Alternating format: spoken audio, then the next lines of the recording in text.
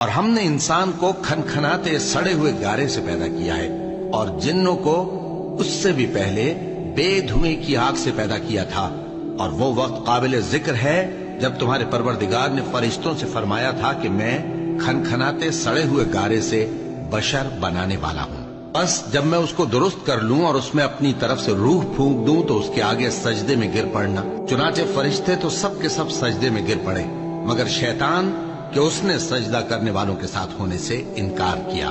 فرمایا اے ابلیس، تجھے کیا ہوا کہ تو سجدہ کرنے والوں میں شامل نہ ہوا؟